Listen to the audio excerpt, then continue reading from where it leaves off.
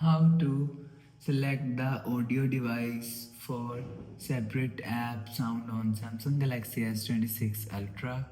Let's start the video. First of all, go to app library. Here click on settings app.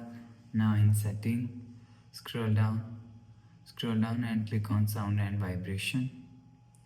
After click on sound and vibration, scroll down and click on separate app sound. After click on separate app sound, make sure turn on now button. After turn on this button, click on audio device. After click on your audio device, click on. If you want to select the audio device to separate sound, so click on Bluetooth device. So you will see audio devices select. After select, go back to home screen. So that's how you can select the audio device for separate app sound on Samsung Galaxy S26 Ultra.